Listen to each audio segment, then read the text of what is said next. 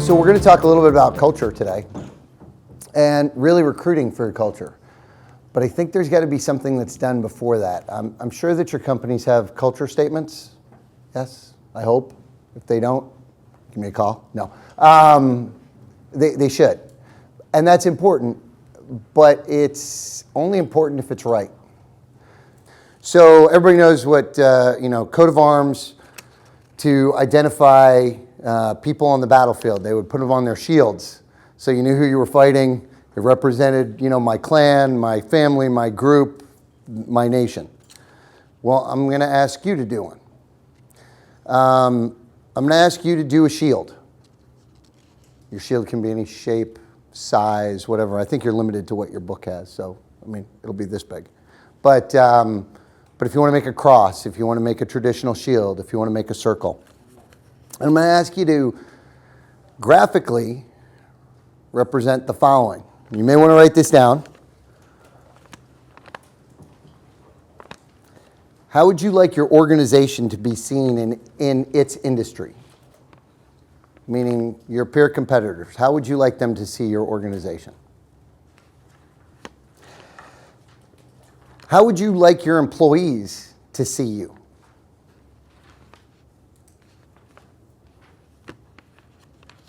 And then how do you want your customers to see you? So it's how do you want your peers? How do you want to be seen in the industry? How do you want your employees to see you? How do you want your customers to see you? Now, usually, if I just let you go, you'd come up with some really neat things. We're short on time, so I'm going to give you an example so you're not flying blind. Everything should mean something. I choose a circle. I choose a circle because it's the same shape that the Spartan warriors carried. Now, there's a lot about Sparta that I don't like, but what I did like is their dedication to being excellent at something, saving a civilization through sheer determination. So, how do I want to be seen in the industry? I'm going to do a really poor drawing of kind of a bearded yogi kind of sitting cross-legged. And again, you don't have to be a good drawer. No artistic ability needed. Who's just sitting on this mountain, right? And he's people come to him for advice, for thought. Doesn't have all the answers, but he asks good questions. My employees.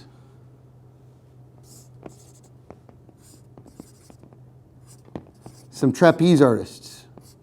Again, I'm telling you what they are so you know. It's a trapeze artist. And underneath that,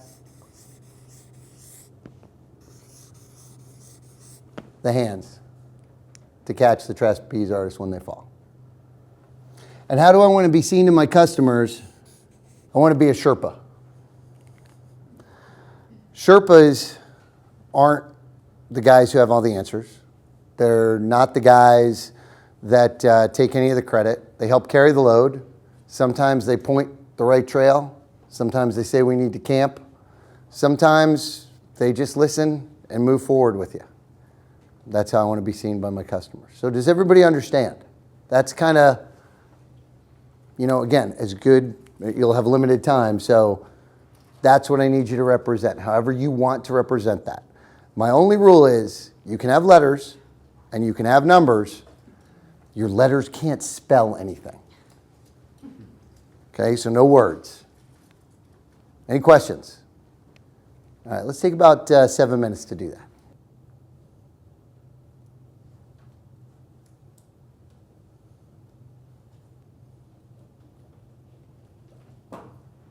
So before I ask if anybody wants to share, because God knows it can't be as bad as this, I'd like you to think to yourself, and I'm not going to ask you this question publicly unless you want to share it, does it resemble what your culture statement is? Now, what I'll tell you is I've done this for NFL teams, for politicians, for senior leadership in the Army, for businessmen, for people that support consultants. And never has it matched the culture statement of their organization, which I think is very telling that maybe we really need to make sure that we understand what's more than just the words on the culture statement. And that if most of us do, but there's some outliers out there, then we need to really reinforce the words and have a common understanding, right? Because if respect is part of my organizational culture, respect for others, well, I guarantee you that the young man who grew up 5 blocks away from here is going to have a different definition of respect than the guy that grew up in San Diego, which is a different understanding of the definition of respect, which is in Alabama, which, oh, by the way, is probably a different understanding than something like the Army, if they came out of the service, what they think respect is.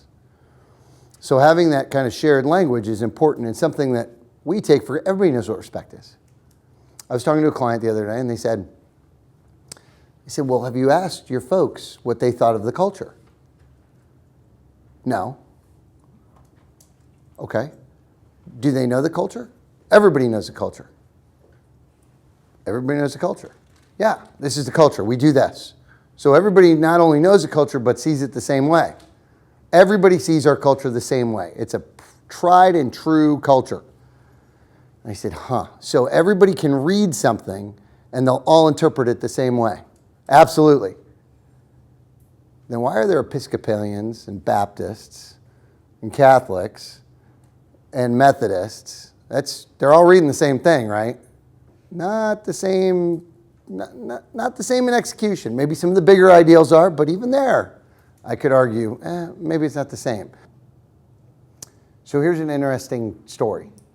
I spent most of my career in the 75th Ranger Regiment. And Rangers have a creed, we have the Ranger Creed. And lucky for us, the first letter of each stanza of the creed starts R-A-N-G-E-R, so we can spell. And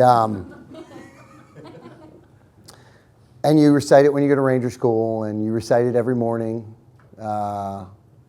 before you do PT. And I'll tell you, the first time I went to the Ranger Regiment, and I was a lieutenant, and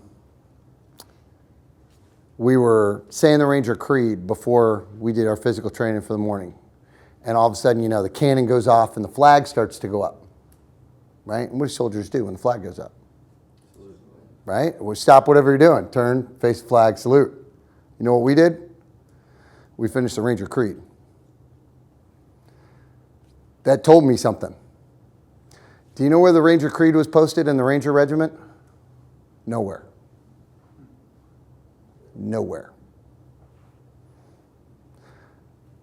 Because every day you were expected to live by it and know it. And you were held accountable by those to your right and your left. They didn't have to be senior. It wasn't seniors telling me, live by the Ranger Creed. It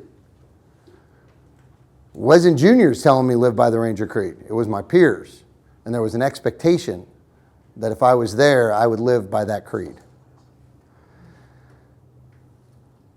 That was a culture. And it was a culture very specific for what it did. But I'll argue today that it was the best culture I've ever been a part of, because it didn't say you will do this. It had expectations. Never shall I leave my comrade. Well, I don't think they meant like, all right, I'll see you later. I understood what that meant across the board. If you called me and said, hey, I need to talk to you, the expectation is I was there.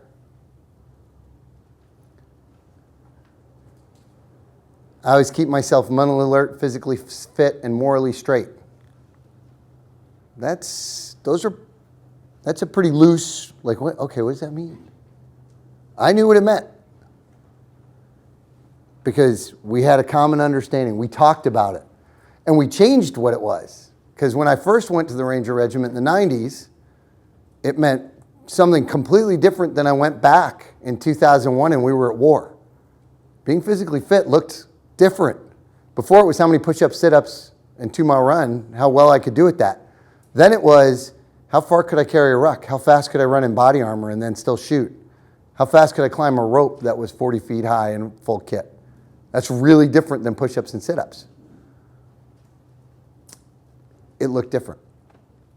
So I share that with you because I think we do. We spend a lot of time trying to figure out how do we onboard people.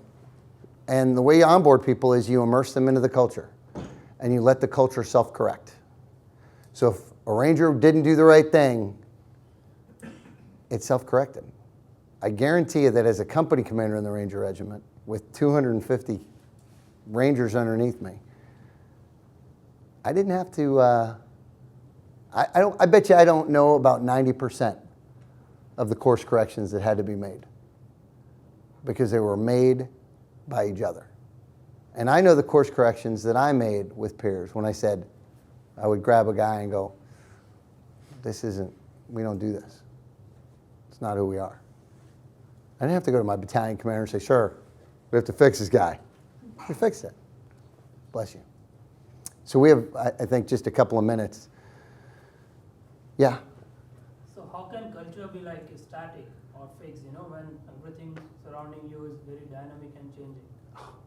It's beautiful. You're absolutely, absolutely. So one is if things are too, you will do this, you will do that, you will do this, it's static. So it has to be principles, not do's. Two, it's got to be reviewed.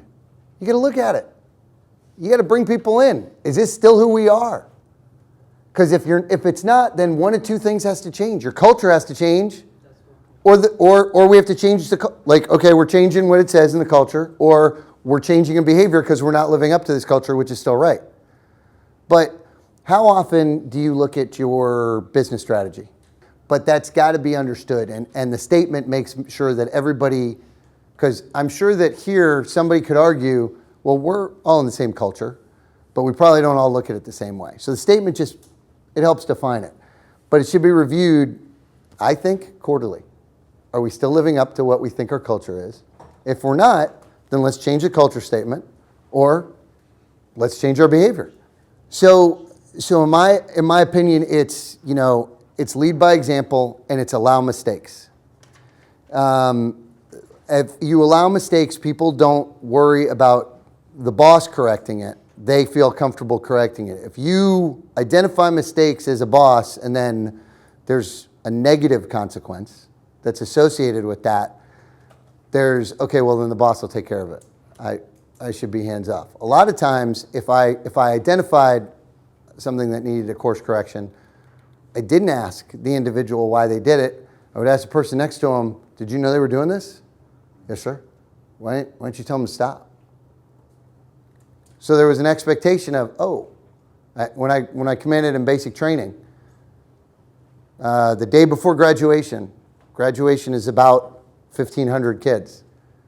Yeah, 40 of them, I said, you're not graduating, because the night before they went through the roof. It's awesome. Went through the roof and stole phones. And I didn't not graduate them because they stole the phones. I didn't graduate them because they didn't share the phones with everybody else in the battalion, or even attempt to. Had they, or even in their company, it was one platoon that used the phones. I said, that was ingenious, awesome, great job.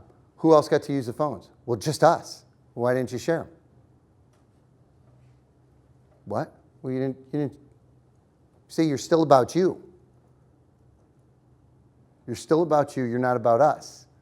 If they had shared those phones, I would have said, hey, that was dumb. Don't do that again.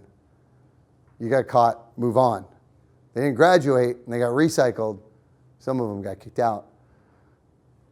They got recycled because they didn't share. It was about them. I got mine. So there's an expectation that it's for each other and that you're accountable to each other, and it's not up to me. Hold yourselves accountable. I know my kids do it. I bet you your kids do it. Hey, if you do that, mom is going to be pissed. Right? I mean, come on. Who has brothers and sisters? right? Tell me you didn't do that. If you get caught doing this, you are going to get in so much trouble. You held each other. Why that family culture? Why wouldn't you want that in the place that you work? That's what I want. That's why I love the Army. I love the Army because that family culture was right there. Somebody would grab me when I was doing something stupid and go, "You're doing something stupid, don't do that." And I went, "Oh, okay, yeah, I'm doing something stupid." I got grabbed a lot. Anything else? Because I think I don't want to go over on time. And I think I already did. Anything else? And I'm going to be around. Thank you for taking the time. I appreciate talking to you.